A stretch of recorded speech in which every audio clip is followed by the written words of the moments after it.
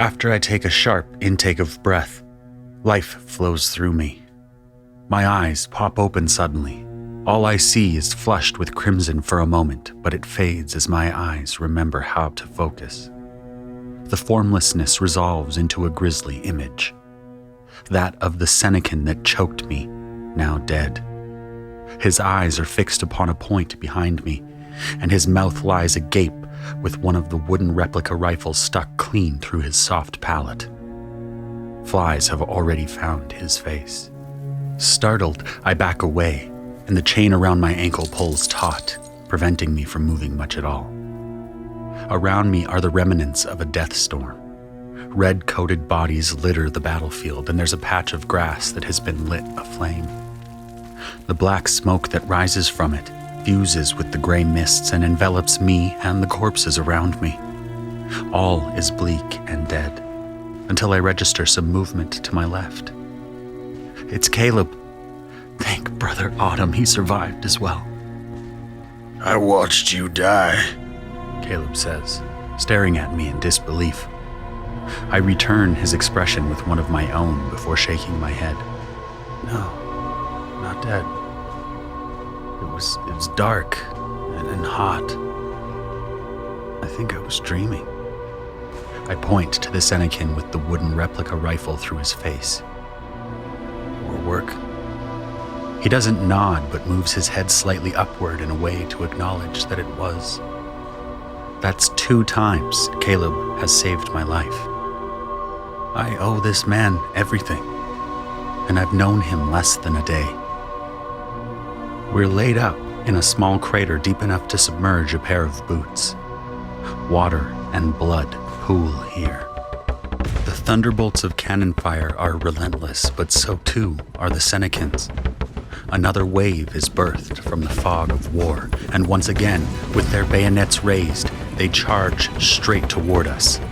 There are hundreds of them, and it seems at first that Caleb and I are all alone on this battlefield when the supporting gunfire of the Calicans ceases, but the silence is only momentary. The stillness is shattered by snorts and grunts and stampeding hooves. Calican cavalrymen in cobalt uniforms and iron breastplates atop impressive destriers charge toward the Senecans with their sabers drawn. Each dons the scrap metal masks that I spied earlier in the day. As Caleb and I try to flee out of the way, we find ourselves caught by the free chains that bind us. "The dead," I say, pointing at the conscripts that lay on the chain line. "They're weighing us down!" Caleb says something in response, but I cannot hear. It's as though my body knows of the incoming onslaught and moves in anticipation. "Caleb, get down!" I shout, diving to tackle him. Luckily, the chains aren't pulled so tight that I'm unable to reach him. As I push him out of the way, I fall to the ground, and all I can do is shut my eyes and listen as the cavalry charge tramples over and past us. Only when I hear the cries of death from the crimson-coated Senecans do I dare open them again. When I fell to the ground, I fell on the chest of a dead conscript in our group, one of the men who had been chosen with me in the pen. His face is caved in, with the perfect imprint of a hoof. "We need to get out of here," I shout over the din of battle. Caleb nods in agreement, and the two of us begin the arduous process of dragging the bodies of the fallen to escape the shallow bomb crater. The cavalry charge provided a certain lull in the battle near our tiny pond of blood and muck. I take a moment to catch my breath. To our right, the Calican cavalry loops back around for another charge. The two of us duck again as the horses gallop past, moving so fast that the air they create momentarily dissipates the smoke, giving me a clearer indication of the scale of this battle. For season's sake, this is madness! Clumps of bodies, Senecan, Calican, and conscript alike, dot the battlefield covered in mud and blood. Columns of Calican infantry trudge forward, emboldened by the success of their cavalry. There are thousands of them, at least. But it's not the sheer amount of manpower on the battlefield that gives me pause. It's the sight of a singular conscript group that seems to be beating back a squadron of Senecans by themselves. where most conscripts stand in line accepting their fates and praying to their gods for salvation. This group fights like a military unit, and I find myself watching with rapt attention despite the insanity around me. There's a beauty in the contrast of the largest man and the skinniest man I've ever seen fighting back to back, fending off the red-clad Senecans. Together they lure a group of enemy soldiers to their position, only to throw their chains at the soldiers' legs.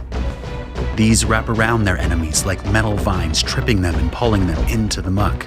Once down, the conscripts pounce and stab the soldiers with their wooden replicas. For good measure, the giant man turns the replica rifle in his hands and rains down blows that splatter a Senecan's skull. The efficiency in which they perform this routine speaks to a degree of skill and organization I wouldn't have thought possible among the conscripts. Is this how conscript groups are meant to function? I wonder how many of their group have fallen, but before I have a chance to fully inspect them, Caleb shouts, "Look! The Senecans retreat!" And so they do. I am able to see thousands of my countrymen fleeing as the Calicans give chase across the battlefield before the window that the cavalry charge created in the smoke closes shut. I fall to the ground, exhausted by the sheer physicality of battle, and look up to Caleb, who has stood back up. I owe you again, Caleb. If you hadn't run him through with your rifle, I'd be dead. I point to the Senecan who tried to choke me to death. He shakes his head and almost looks afraid of me. "You were stone dead, Nolan." "No, I just passed out. I told you I was dreaming. You don't dream if you're dead." I look up at Caleb and extend a hand, insisting that he accept my gratitude, and when he sees that I won't withdraw it, he shakes it. He's about to say something to me, and then he glances behind us with a sneer. I follow his gaze and take in the sheer number of conscripts in Group 11 that have perished here.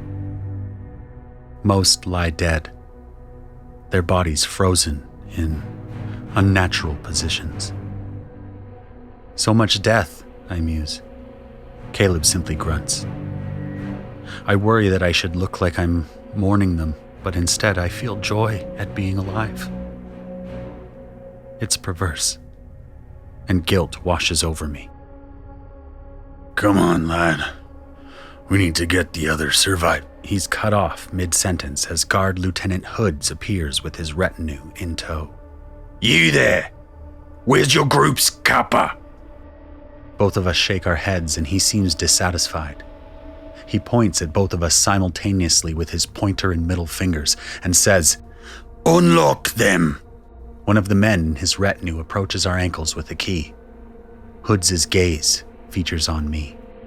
"Find your kappa. Alive or dead, I don't care. Just find him." Caleb and I search in silence for the better part of 10 minutes before he voices his frustration. "Forget Peter. Let's just help the others with the bodies." We walk over to where the few remaining members of Group 11 sort through the bodies of the fallen. When I reach the tangled mass of Senecan and conscript corpses, I'm taken aback by what I see. Greg, the conscript who got into it with Peter before we marched into battle, lies splayed on top of a pair of Senecans. Did he kill them with his bare hands? I don't see his weapons anywhere. Greg's body twitches. Still alive then? I rush to him. I try to pull the man up, but the weight proves to be a substantial burden. "Help me with him, Caleb," I say. We pull Greg up and confirm that he is as dead as a doornail, but cowering underneath Greg's corpse is our very much alive Kappa, Peter. The wretch shakes like a newborn lamb beneath the bodies of 2 dead Senecans. To his credit, upon seeing us, he hops to his feet and acts like nothing is wrong, like we didn't just find him waiting out the battle underneath some corpses. "Good.